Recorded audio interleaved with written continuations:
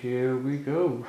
This is, well, yep, this is the audio commentary for Witch of the Grimm, and I am Patrick Davies, and I directed, co-produced, co-wrote, edited, and did the camera work. I better try to mind it. I'm Bret, well, the guy.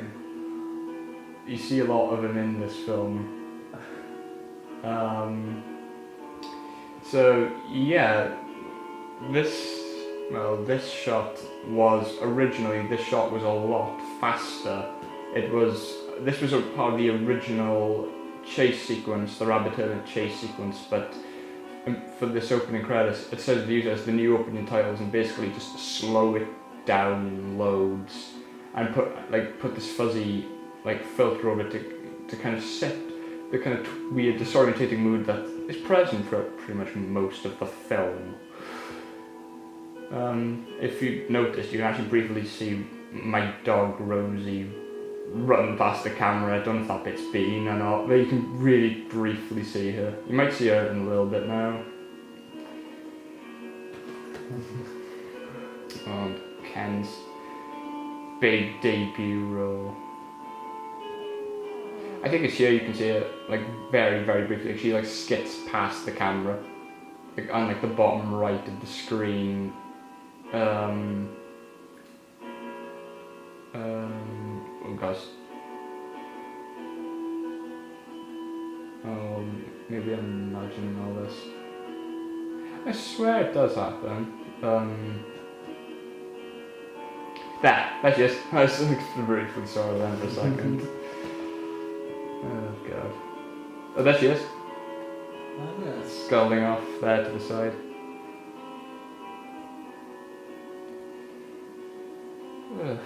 I'm cracking open my first strongbow. Do. Ah, jeez. Here we go. Ooh, That was very right.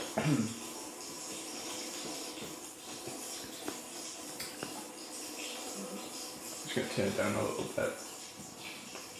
Yep. Premonitions. Before I even knew what the word meant.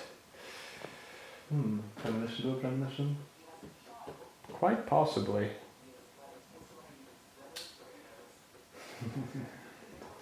I think we used to joke about it at the time, the concept of watching Jeremy Kyle on a laptop, but I've actually done that several times since. Me too. It's been a while since I've done it. I didn't do it regularly. I didn't have to go to one of those groups where we sit down in a circle and say, "Hi, I'm Bret and I watch Jeremy Kyle on a laptop." I haven't done it for a year or something like that. You go to the JK Anonymous. Oh, hello. Oh, here we go. Yes, it's me. What bothers me is the fact that he was standing in the corner the whole time, and that your character goes, Brad, as if he was not in the only place he could have been. I think he's just standing there, waiting for me.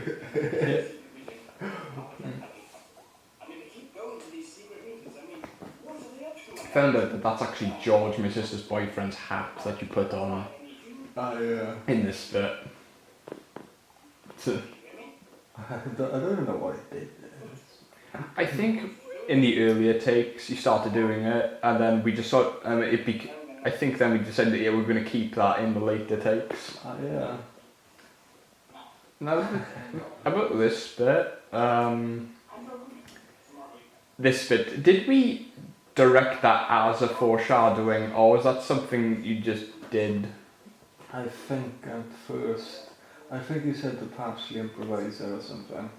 And I figured something I just did, then in the end we decided to keep it in because of, well, I better not spoil it, it's later on in the film. Yeah, we decided to keep it in. Make sure my document on its arm. And to the people watching, I have no explanation for that scene. I don't even know what I was doing. I don't even know why my eyebrows do the dance. That film. Yeah.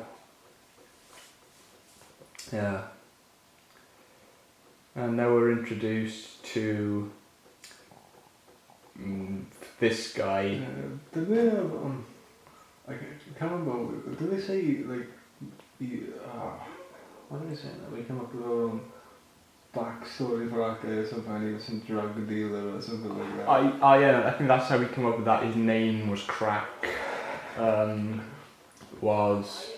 But I remember this wasn't the first scene with him in. Like we shot the scene where they're watching Alex Jones and the Rabbit Herd just before we filmed this. Why do they sit there? The bench must have been wet or something. Yeah, I remember the day we shot this. Like you can't see on the screen, but it is actually tipping down with rain when we were filming this. Some of it looks dry in the film, but it's pouring down. Yeah, I remember where we nearly didn't shoot this scene because of how much it was raining. Yeah. I remember it was a Sunday. Remember that. Oh god, there he is. Man himself. To be clear, I have no affiliation with Alex Jones. I do not support him. This was just a plot, this was just entirely for exposition purposes. But in fact, it's somewhat. Even though we didn't realise at the time that we were doing this, we were actually parodying people who like to think that they're members of the counterculture by listening to nutters on the internet. It was Crack's meant to be sort of the embedment of that in a weird way. And they're all crackers. It's probably Alex Jones' drug deal. He probably is. He probably buys those pills Alex Jones sells. He probably has like a annual subscription to them.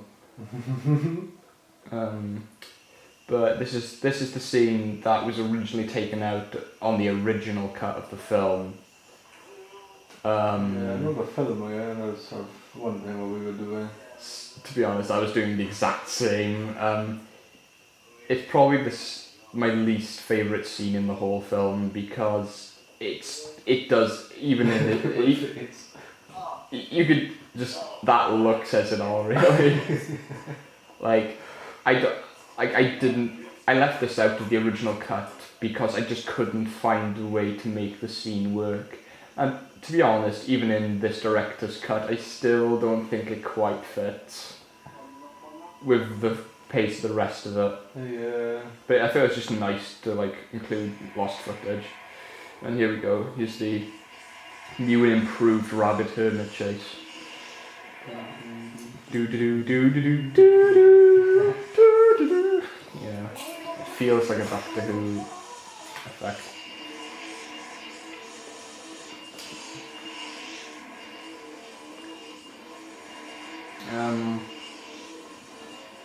Yeah, we shot all of this in actual pitch black lighting, with the exception of a torchlight. And because we felt like this shot, for example, it didn't occur to us that we can see better than what a camera lens can see. And yeah, for future reference, light the set. So I did not remember that lighting would have been a problem in a dark, wooded area at night. Oh, this is bad.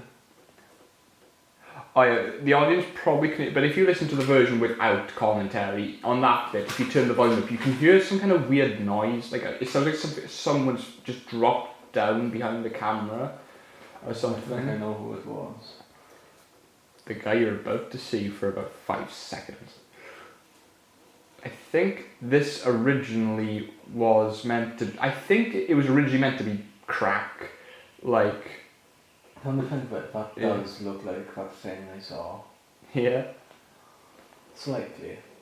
Different hands or Yeah. different posture. But yeah, I think that was originally meant to be in crack escape the rabbit hermit, but it just looked so weird, and then when you slowed it down, it looked so silly. Thought that might as well be the shot of the rabbit hermit.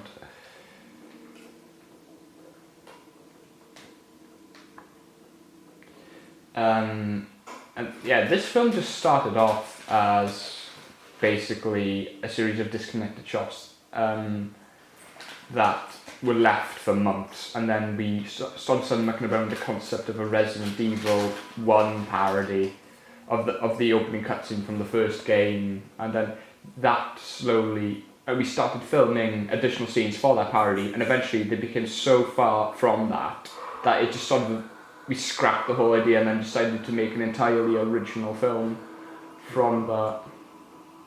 And it's somewhat better than the Resi open there. Yeah, like no matter how much like people probably don't like this movie, it is still better than the acting and editing in the opening cutscene of Resident Evil. Yeah. This shot here is actually one of the first few things I think we shot for the film. I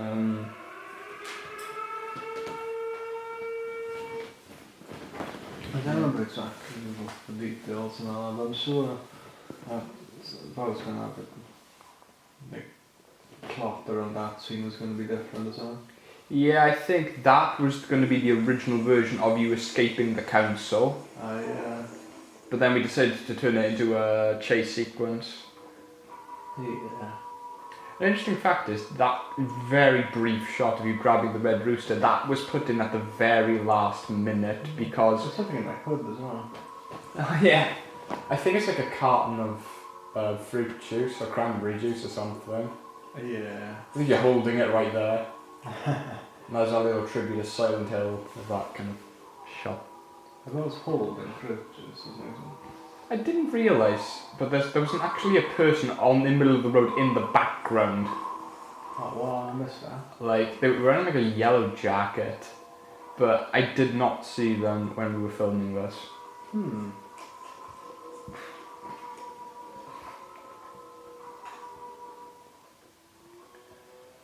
Okay, right.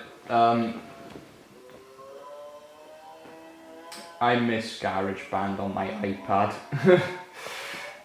I remember, around that time we found this, I found the iPad to be so cool and futuristic, like how did it do it? It was a pretty slick iPad. It was I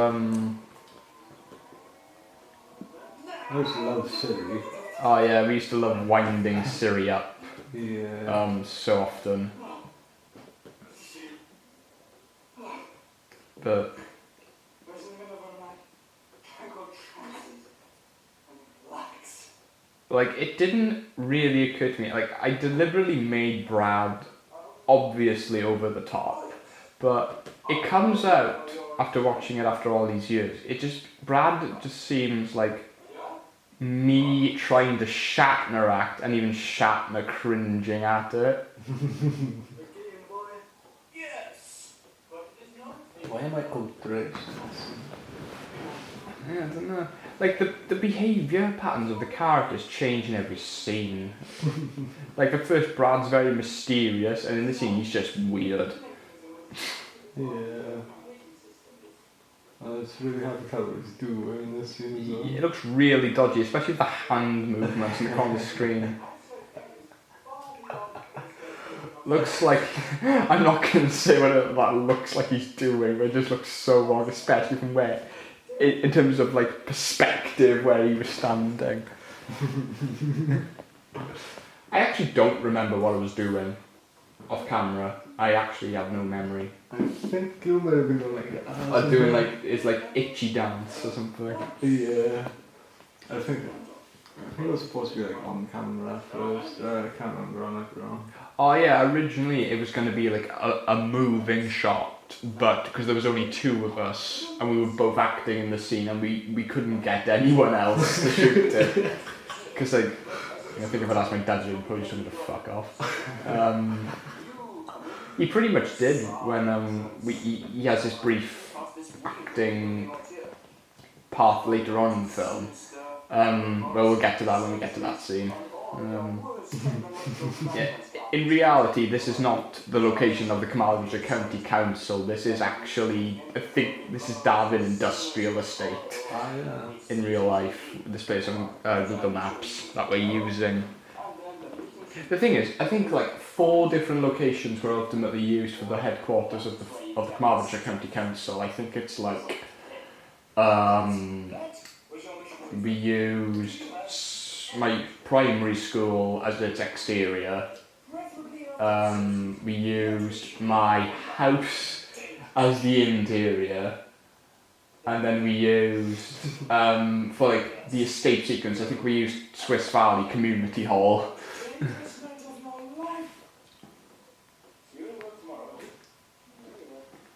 Yeah. I wonder what Brad looks like without his hat. Was he with out? I think he's wearing it inside out. There was one time where we shot that, what you just saw, we shot that whole sequence, but I forgot I wasn't wearing my hat. Oh, yeah. And we had to like, other than that, it was a perfect take other than that. I think I remember that. I remember afterwards you mentioned that, you were like, oh, that was perfect. And then I didn't realise that my hat wasn't on. How did mine though? I think we were so entrenched in our like Shakespearean trained acting that we just didn't notice.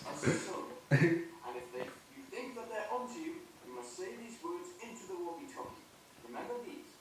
Honey, I shit the bricks. Yes, that's what my grandma used to say to me when she was in need of desperate... What is a grand boy? This all seems so normal at the time. Now watching it back is just so what? speak to you when the mission is done. Correctly when I'm on the walkie-talkie. But when the mission is done. Oof.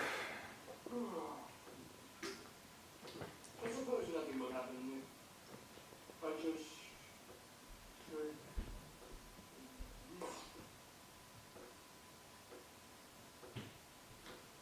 Why is he tired? Yeah, like your character does that later on, like when he wakes up in the other room and he just sort of does that with him. He just collapses straight, and he is the first of the these sections.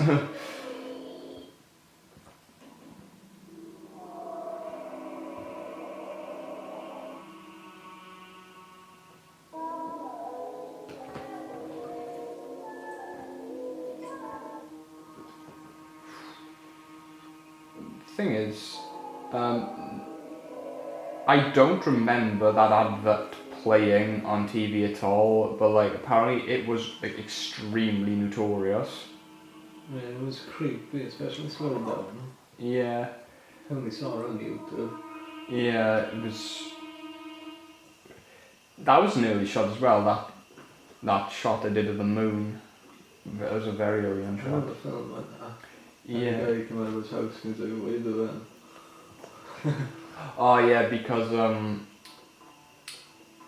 the audience can't tell, but behind to the left here, there's loads of residential houses, and they all had like all their living rooms kind of look onto where we were filming. This is my primary school that we're using as the exterior location here, and yeah, we had a few dodgy looks from the residents when we were filming this bit.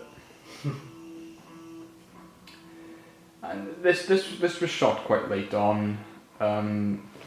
this was, I remember this was kind of like a last minute thing, because originally you weren't going to see how he infiltrated the building, but it was sort of like a last minute thing to extend the film, was you'd have to see him actually getting inside and battling the sentries, as it were, because Brad explains it all to him, but then it originally used to cut straight from that to the meeting inside, so we thought we'd have to shoot these scenes to give it a bit of meat to this little council sequence. Thought my message me for a second, I remember I just left, I'm not going to say I would. But, yeah. It's off now, I remember.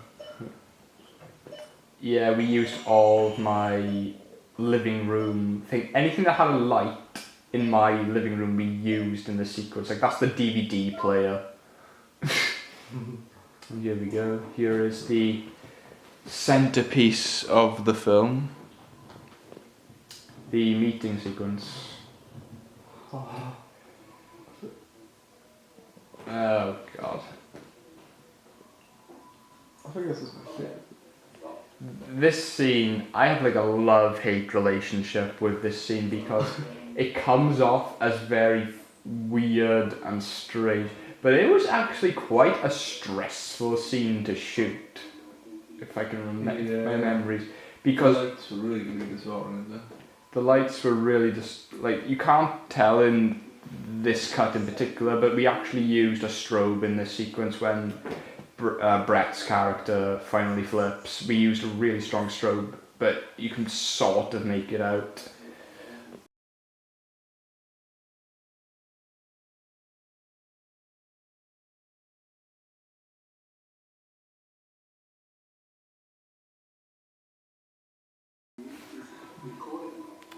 But Ken put his heart and soul into it, though.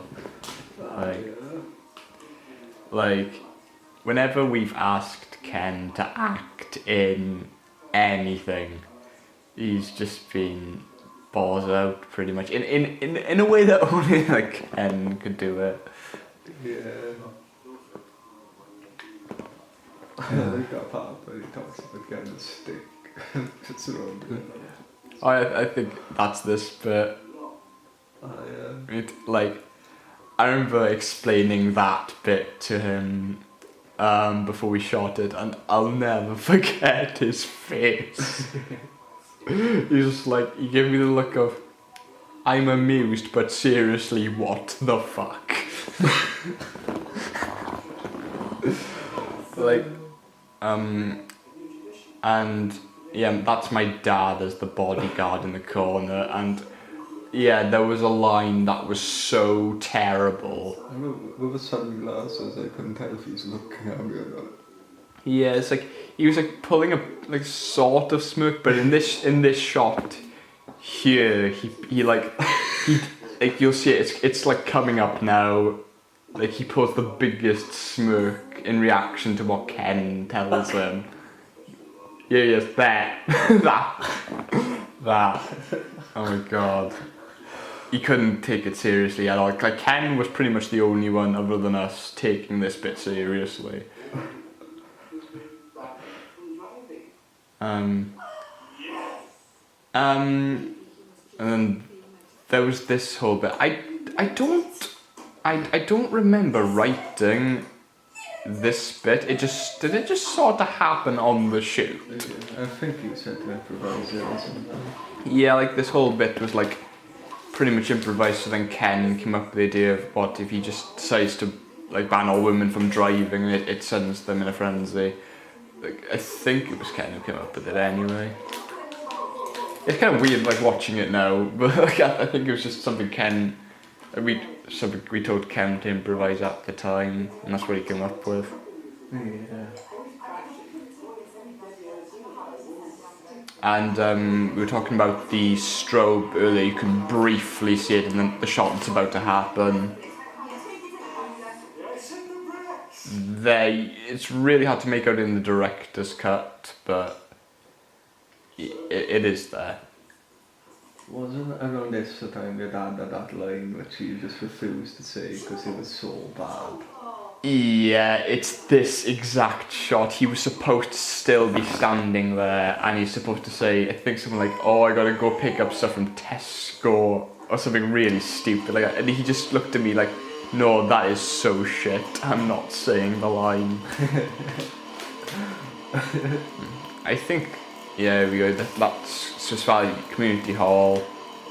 And apparently you ran out of it so quickly that the swings are swinging themselves.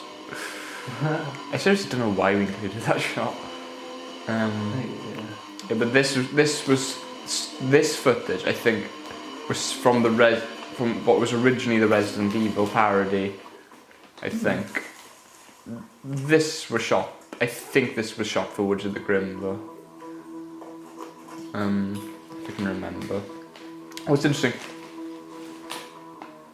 in this shot, where I briefly feature, we actually we disrupted the person who lived in the house next door to that. Oh, but I remember that. Now the audience doesn't know, but the alternate version of that stairfall is comedy gold. But it's about to be followed by even more, like, you check that you're dead. Yeah, you've confirmed it. And I look chuffed about it. I think there's an earlier shot where you actually you were like flat out smiling into the camera. But nothing will this is my favourite shot in the whole film. Just dragging yourself along. I remember my jacket would have been wrecked otherwise because it was sort of clinging into those tiny holes on the floor. Yeah. What about boards on the bath? Make a finish here. Yeah. Because this is like a HD transfer, you can see like all the dirt on the tap. Like all the grime. Ground in dirt. Oh yeah. This was quite early on in production. This was shot before we had a fully a full story. Sunday too. Yeah, this was shot on an early on Sunday. This is shot in the like sort of forest area between Valenvaux and Swiss Valley Reservoir. I think that's a sewer entrance that shot that at.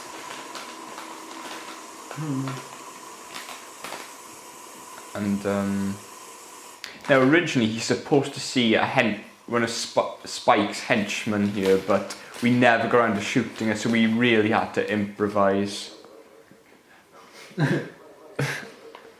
And why would I put that? Like, so I used that piece of audio to kind of like say, oh, this is where the rabbit hermit is, therefore he has a reason to escape. Like, other than that, the scene was just really, in the original cut, it was even more random in terms of why he leaves in such a haste. I think I took way too long deciding in which direction to go. I think, like, I just kept rolling. I was like, and I think we were just too tired and wet at that point, so I was like, oh, let's just use that shot. Yeah. The music just abruptly ends. So just the intensity of the scene. Yeah, and I remember when we were shooting the scenes with you on the phone here, I remember my mum was watching us from the stairs the entire time we were shooting that, because she was really like bewildered by what was going on. I don't think you can know this. Yeah. I looked behind me and she was giving me like this, like the most frownest of disapproving of looks. But I must inform you to go to 5 Roads. It's the only place you'll be safe. Oh yeah, for viewers, 5 Roads is an actual village in Carmarthenshire. I don't know why we chose it, but I think we were just looking for random names for cool places that the character could hide, and that was one of the places we came up with. Didn't this have a much different script from like here on originally? Many sort of Yeah, originally there was going to be a whole section of the film where Crack had another scene where you're supposed to run into town and then meet up with Crack, and Crack was going to be involved in the finale and everything. But we were in such a haste to finish this because I think around this time I was starting to get ready to start to shoot my next film, which was Dark Ivy, which was for college, which you two both star in, Brett and Ken.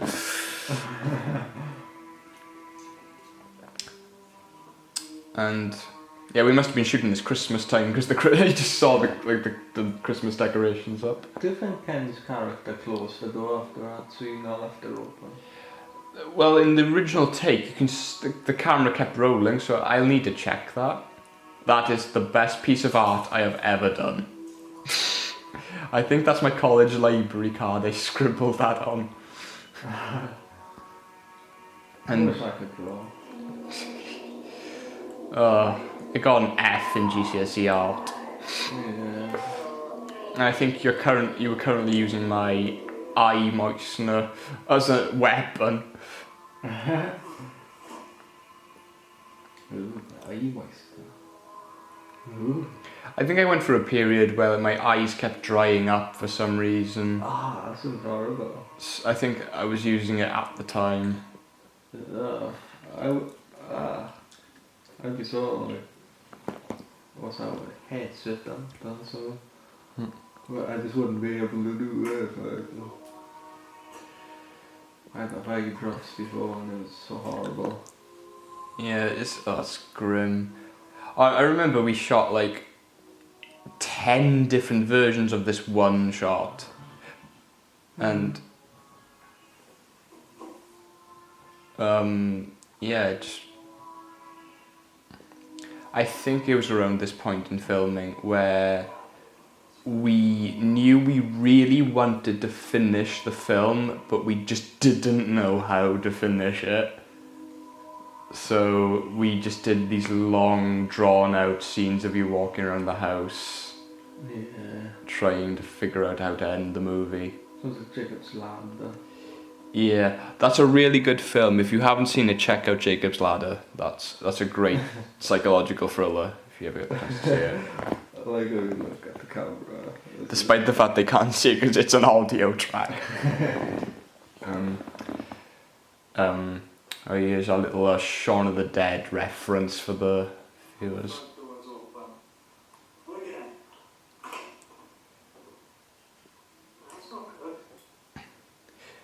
And now we get the ultimate weapon to defeat evil council members, a penny whistle.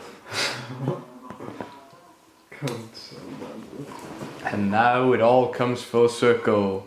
He's running the bath.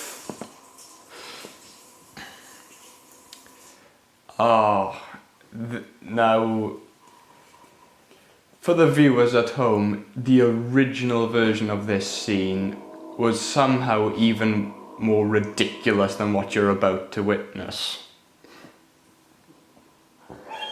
Yeah, I feel like what if there's more effort in it? It's like, it's partially my fault because I made you do it in slow motion in real time, which was really confusing for editing. Yeah. But yeah, late on it was re-scripted as this is the point where the film's own narrative kind of melts down and it breaks the fourth wall. Because the scene itself, even after we shot it, we found it so ridiculous that this is where all logic and rationality just completely disappears. As if there was any in the film anyway, but this is where it all just falls apart. I still wish I didn't rest in peace Spike at the bottom of the screen there. I like that time we were sending each other gifts and it was good continuity of the rain. Oh yeah, like I sent... I can't remember, what did I send you?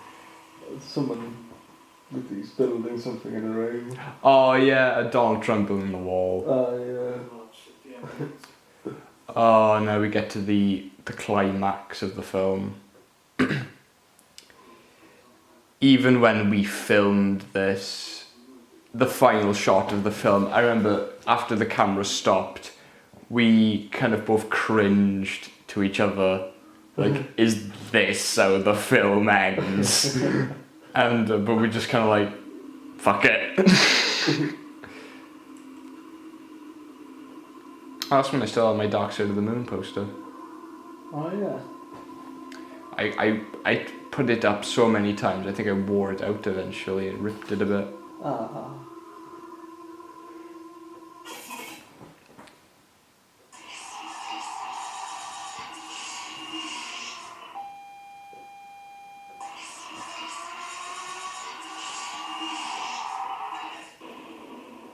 Oh. Yep. I don't know what happened to me.